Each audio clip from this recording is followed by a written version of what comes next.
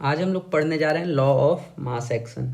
एक हमने स्टोशियोमेट्री में भी पढ़ा था लॉ ऑफ मास एक्शन, जहाँ पे बताया गया था कि जो लॉ ऑफ बेसिकली वो एक law of conservation of mass था। जैसे कि वहाँ पे था ना, एक ऐसा करके हमने पढ़ा था कि suppose A plus B give C plus D, तो ये जो mass of A plus B है वो mass of C plus D का प्रोडक्ट, जहाँ पे हमने बैलेंसिंग ऑफ इक्वेशन सीखा था। तो ये सिंपली बस मास कंजर्वेशन ऑफ मास का ये एक तरह का रूप था। लेकिन ये लॉ ऑफ मास एक्शन कुछ और है। ये लॉ ऑफ मास एक्शन उससे काफ़ी अलग है और इसमें काफ़ी इंटरेस्टिंग चीज़ हम लोग को सीखने को मिलेगा कोई भी रिएक्शन के बारे में। तो चलिए देखते हैं पहले ये क्या होता है। तो ये लॉ जो था वो दिया गया था पीटर वेग और केटो गुल्डबर्ग। ये गोल्डबर्ग नहीं है, ध्यान से, ये गुल्डबर्ग है, GULDBERG। इसको ऐसा मत सोचिएगा कि स्पेलिंग रॉन्ग है, ये गुल्डबर्ग है। केटो गुल्डबर्ग और पीटर वेज ने ये दिया था 1864 में। तो ये लॉ कहता क्या है, अगर एक केमिकल रिएक्शन है, एक ऐसा केमिकल रिएक्शन है AABB gives CC and DD। अब ये AA क्या है, ए हो गया केमिकल, जो वो उसका एटॉमिक क्या उसका जो भी नाम है वो हो गया, और ये हो गया उसका स्टोशियोमेट्रिक कोएफिशिएंट। हम लोग पढ़ते थे ना, जैसे कि 2Cl प्लस 3H2 ऐसे करके हम लोग पढ़ते थे ना। तो वैसे करके ये जो Cl है ये हो गया कैपिटल लेटर वाला, ये है कैपिटल लेटर वाला, और ये है स्मॉल लेटर वाला। तो जो स्टोशियोमेट्रिक कोएफिशिएंट है वो है स्मॉल लेटर वाला। ये सब जो छोटा छोटा छोटा a छोटा b और छोटा c और छोटा d है ना, ये स्टोशियोमेट्रिक कोएफिशिएंट है जो उसके आगे लगता है। तो अगर कोई रिएक्शन है AA plus BB plus CC plus DD, तो उसका जो रेट होगा कि वो किस रिएक्शन, वो रेट उसका रिएक्शन का रेट क्या है, वो प्रोपोर्शनल होगा concentration of A to the power उसका जो स्टोशियोमेट्रिक कोएफिशिएंट है into concentration of B to the power उसका स्टोशियोमेट्रिक कोएफिशिएंट। चलिए, अगर इसमें थोड़ा सा कन्फ्यूजन हो रहा है तो चलिए मैं आपको यहाँ पे समझा देता हूँ। जैसे कि 2Cl प्लस H2 ले लेते हैं, H2 गिव्स 2HCl, एक ऐसा रिएक्शन है। तो अगर आपसे पूछा जाए कि इस रिएक्शन का क्या रेट है, तो ये बोला गया ना कि कोई भी ये जो रिएक्शन होगा इसका रेट प्रोपोर्शनल होगा Cl का कंसेंट्रेशन। यहाँ आपको मैंने पिछले क्लास में बताया था कंसेंट्रेशन क्या होता है, या फिर कंसेंट्रेशन में आपको फिर से मैं समझा दूंगा अगर आपको समझ नहीं आया तो। कंसेंट्रेशन, ये देखिए कंसेंट्रेशन क्या है, इसी लेक्चर में आपको आगे और समझा दूंगा। कंसेंट्रेशन Cl का कंसेंट्रेशन और उसका पावर 2, इसका स्टोशियोमेट्रिक कोएफिशिएंट 2 है तो इसका पावर 2 हो जाएगा, और H2 इसका कितना है, स्टोशियोमेट्रिक कोएफिशिएंट 1 है, तो ये हो जाएगा इसका रिएक्शन। यानी कि इसका रेट प्रोपोर्शनल होगा Cl के कंसेंट्रेशन के स्क्वायर के और इनटू H2 के कंसेंट्रेशन के। अगर यहाँ पे 3 रहता तो ये 3 ऊपर आ जाता, यहाँ पे 4 रहता तो यहाँ पे ऐसे 4 आ जाता। तो कोई भी रिएक्शन का जो रेट है वो उस रिएक्शन के उस रिएक्टेंट के कंसेंट्रेशन टू द पावर उसका स्टोशियोमेट्रिक कोएफिशिएंट होता है। वो ये लॉ कहता है, यही ये लॉ कहता है कि ये रेट के बारे में हम लोग को बताता है कोई भी रिएक्शन का रेट कैसा होता है। तो इसका एक फॉर्मूला भी है, अगर आप जानते हैं कि अगर कोई भी प्रोपोर्शनलिटी कांस्टेंट हटाते हैं तो वहाँ पे कांस्टेंट आता है, अगर प्रोपोर्शन का साइन हटाते हैं तो rate of reaction is equal to K into concentration of A to the power small a into B to the power small b। समझ रहे? इसको मैं आपको एक आगे एग्जाम्पल के तौर पे भी अच्छे समझा दूंगा कि कैसे आप इसको समझ सकते हैं कि रेट ऑफ रिएक्शन क्या होता है, ठीक है ना। तो चलिए देखते हैं। अब क्या है, it states that rate of reaction is directly proportional to product of active mass, molar mass, active mass उसी कहते हैं कंसेंट्रेशन को, कंसेंट्रेशन जो किसी भी टाइम पे उसी को उसका एक्टिव मास कहते हैं। Active mass of reactant and each raise to power equal to respective stoichiometric coefficient in balanced chemical reaction. चलिए अब इसको समझते हैं। एक रिएक्शन है बैलेंस, एक बैलेंस्ड रिएक्शन है, उसका जो कंसेंट्रेशन है रिएक्टेंट्स का वो हो गया उसका एक्टिव मास। एक्टिव मास एक टर्म है, बस इसको ज़्यादा टेंशन लेने का जरूरत नहीं है, एक बस टर्म है एक्टिव मास। तो ये बोला जाता है कि वो ये जो है ना, concentration of A is active mass of A और concentration of B is active mass of B, और each raise to the power equal to respective stoichiometric coefficient, और हर किसी के पावर में क्या रहेगा, उसका स्टोशियोमेट्रिक कोएफिशिएंट रहेगा।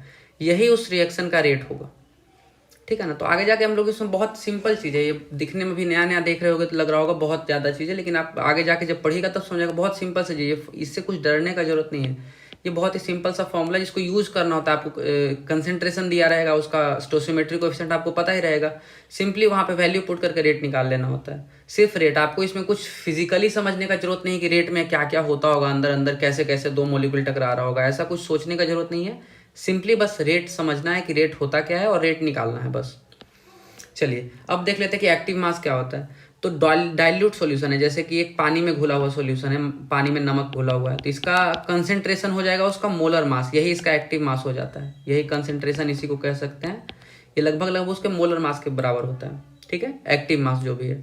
तो अगर आपको एक लिक्विड सॉल्यूशन, सॉरी इसका अगर आपको एक डाइल्यूट सॉल्यूशन दिया हुआ है कि आपको डाइल्यूट सॉल्यूशन का मतलब क्या बोलते हैं, रेट ऑफ रिएक्शन लिखना है, तो वहाँ पे कंसेंट्रेशन की जगह पे क्या यूज होगा, उसका मोलर मास। गैस में उसका पार्शियल प्रेशर यूज होता है, ठीक है। अगर गैसियस रिएक्शन दिया हुआ है कि अगर दो गैस रिएक्ट कर रहा है, तो वहाँ पे कंसेंट्रेशन ब्रैकेट के अंदर जो कंसेंट्रेशन है उसको क्या लिया जाएगा, पार्शियल प्रेशर को ही वहाँ पे एक्टिव मास लिया जाता है या फिर कंसेंट्रेशन लिया जाता है।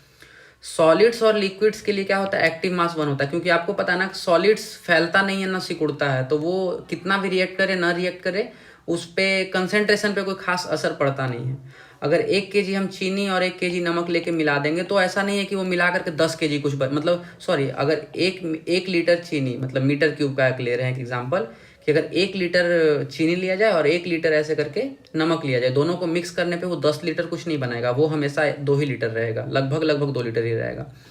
तो इसीलिए एक्टिव मास सॉलिड्स और प्योर लिक्विड्स का 1 लिया जाता है, क्योंकि उनके वॉल्यूम में ज़्यादा चेंजेस नहीं आता है, ठीक है। इसीलिए आप देख सकते हैं, आप तीनों मैंने आपको यहाँ बता दी, यही तीनों का यूज़ करना है। जहाँ भी सॉलिड और लिक्विड दिखा आप वहाँ पे सीधे ही यहाँ पे ब्रैकेट के अंदर 1 पुट कर दीजिएगा, 1 टू द पावर एनीथिंग उतना ही होगा, 1 ही होगा। और डाइल्यूट सॉल्यूशन रहा तो उसका मोलर मास उसका एक्टिव मास हो जाता है, वहाँ कंसेंट्रेशन के जगह पे आपको उसका मोलर मास लिखना है। गैसेज में क्या हो जाता है, एक्टिव मास उसका पार्शियल प्रेशर हो जाता है, ठीक है। पार्शियल प्रेशर जो भी उस गैस का रहा वो वहाँ पे आप लिख दीजिए और वही आपका एक्टिव मास हो जाएगा। चलिए अब हम एक एग्जाम्पल के तौर पे समझते हैं कि रेट ऑफ रिएक्शन होता क्या है। रेट ऑफ रिएक्शन के लिए आपको मैं यहाँ पे एग्जाम्पल दिखा रहा हूँ।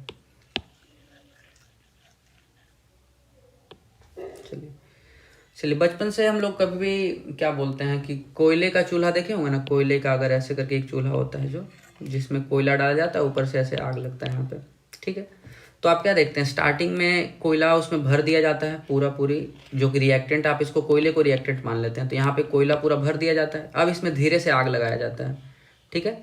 तो आग लगाने पे क्या होता है, आपको अचानक ऐसा तो होता नहीं कि तुरंत से पूरा कोयला एक साथ जल करके पूरा का पूरा एकदम हम लोग को यहाँ पे आग देने लगे, वो धीरे धीरे बहुत धीरे धीरे जलता है। और धीरे धीरे जलते जलते जलते एक टाइम आता है उसको बहुत मतलब हवा देने, यहाँ पे ऐसे फैन लगा दिया जाता है, यहाँ पे ऐसे करके फैन लगा दिया जाता है और ये हवा देता है यहाँ पे, और यहाँ पे धीरे धीरे जलते रहता है। स्टार्टिंग में थोड़ा सा जलता है, उसके बाद जलते जलते जब कुछ टाइम बीत जाता है तो ये जलने लगता है कॉन्स्टेंटली, मतलब कि अब वो बराबर हीट हम लोग को जितना अभी दे रहा था वो देते रहेगा लगातार, थोड़ा थोड़ा कोयला उसमें डालना पड़ेगा बस। तो अब समझिए इक्विलिब्रियम को, इससे आपकी रिएक्शन क्या होता है। तो रेट ऑफ रिएक्शन देखिए, स्टार्टिंग में क्या था, स्टार्टिंग में जब कोयला बहुत ज़्यादा था तो कोयला स्टार्टिंग से स्टार्ट जब उसको किए हम रिएक्शन को, तो रिएक्शन उसका बढ़ते गया, वो और कोयला जलते गया, यहाँ वाला कोयला आग लगा, फिर पूरा बढ़ते बढ़ते सारे कोयले में आग लग गया, ठीक है। तो रेट ऑफ रिएक्शन क्या था, किस पे डिपेंड कर रहा था कि कितना कोयला है। अगर और कोयला रहता, बहुत सारा कोयला रहता तो उसमें भी आग लग जाता था, यानी कि धीरे धीरे वो रिएक्शन का रेट बढ़ते जा रहा है। रिएक्टेंट पे रिएक्टेंट जितना ज़्यादा है उतना जल्दी वो कोयले का आग बढ़ते जा रहा है। लेकिन एक टाइम के बाद क्या होता है, एक टाइम के बाद वो रुक जाता है, मतलब अब ऐसा नहीं है कि कोयले का आग बढ़ते जाएगा लगातार, वो एक टाइम जाने के बाद कोयले का आग एक कांस्टेंट हो जाता है कि अब उतना ही वो आग निकलते रहेगा थोड़ा थोड़ा कोयला देने पे। तो इक्विलिब्रियम वही होता है, जब एक कांस्टेंट जगह पे पहुंच के वो आग रुक गया है, मतलब कि अब कोयला थोड़ा थोड़ा जल रहा है, थोड़ा थोड़ा आग हम लोग को दे रहा है, हम लोग को सफिशियंट है, जितना काम था उतना आग दे रहा है। अब हमको ज़्यादा आग चाहिए होगा तो थोड़ा सा और कोयला डाल देंगे, कम आग चाहिए होगा तो कोयला थोड़ा देर तक नहीं डालेंगे तो आग अपने आप कम जाता है। तो यही जो है, यही जो आप ये फेनोमेना यहाँ पे देख रहे हैं कि कैसे रेट कैसे डिपेंड करता है। तो रेट डिपेंड किस पे कर रहा है, ये कोयले पे, जितना ज़्यादा कोयला रहेगा उतना जल्दी रिएक्शन होगा, ठीक है ना। आप नॉर्मली देखिए ना, नॉर्मली एक और चीज़ दिखाते हैं आपको, आपने इनो खाया होगा, इनो में क्या है, इनो को आप अगर थोड़ा सा पानी पे इतना सा डालिएगा, थोड़ा सा इनो डाले तो यहाँ पे इतना झाग बन जाता है, और इनो डालते हैं तो और झाग बन जाता है। कितना तेज रिएक्शन होता है, आप देखते हैं ना, आप उसको अगर हाथ पे लीजिएगा तो गर्म लगता है, कितना तेज रिएक्शन होता है वहाँ पे। तो किस चीज़ पे डिपेंड कर रहा है कि आप कितना इनो और पानी स्टार्टिंग में डाल रहे हैं, यानी कि कितना रिएक्टेंट है। स्टार्टिंग में जितना रिएक्टेंट रहेगा उतना ज़्यादा तेज रिएक्शन होता है, ठीक है ना। और इसीलिए हम लोग जो यहाँ पे पढ़ने जा रहे हैं कि रेट ऑफ रिएक्शन निकालना, यही तो रेट है कि किस रेट से मतलब वो प्रोसीड करता है रिएक्शन, वही होता है रेट ऑफ रिएक्शन। इस चैप्टर में ही हम लोग को वही करना है, सिर्फ रेट ऑफ रिएक्शन निकालना है, ठीक है। तो यही हमारा आज का बेसिकली टॉपिक था कि rate of reaction law of mass action में क्या बोला जाता है और लॉ ऑफ मास एक्शन हम लोग को क्या बताता है। तो सिंपली देखते हैं, लॉ ऑफ मास एक्शन हम लोग को सिंपली बताता है कि रेट ऑफ रिएक्शन जो होता है वो किसी भी रिएक्टेंट के या फिर किसी भी सब्सटेंस के जो मास होता है, एक्टिव मास के प्रोपोर्शनल होता है, उसका पावर क्या होता है, उसका स्टोसिमेट्री कोएफिशिएंट। जो भी उसका कोएफिशिएंट था 1 2 3 4 0.5 1.5 2.3 जो भी उसका कोएफिशिएंट था उसके पावर के प्रोपोर्शनल होगा उसके concentration raise to the power उसका स्टोसियोमेट्रिक कोएफिशिएंट। और यहाँ पे प्रोपोर्शनलिटी साइन हटाने के लिए कांस्टेंट आता है जिसको इक्विलिब्रियम कांस्टेंट कहते हैं या फिर रिएक्शन कांस्टेंट कहते हैं। और ये हो गया हमारा रेट ऑफ रिएक्शन का फॉर्मूला। ठीक है, डाइल्यूट सॉल्यूशन यहाँ पे हमने फिर पढ़ा था कि ये स्टेटमेंट क्या है इसका। अब आगे हमने पढ़ा कि डाइल्यूट एक्टिव मास क्या होता है। तो एक्टिव मास अगर डाइल्यूट सॉल्यूशन है, अगर डाइल्यूट सॉल्यूशन तो उसका एक्टिव मास क्या होगा, उसका मोलिकुलर उसका जो मोलर मास है, हमने पढ़ा ना, मोलरिटी निकाला था ना।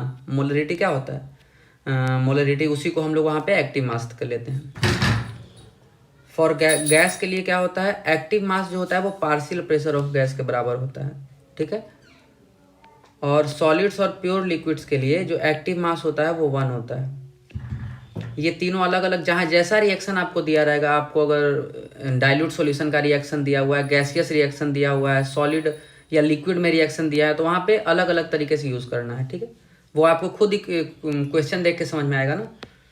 तो आज के लिए यही था। एग्जाम्पल आप देख चुके हैं यहाँ पे कैसे करके रिएक्शन डिपेंड करता है, इक्विलिब्रियम क्या होता है, इक्विलिब्रियम आने पे क्या होता है। तो चलिए आज के लिए बस इतना ही रखते हैं। अब आगे का टॉपिक्स नेक्स्ट क्लास में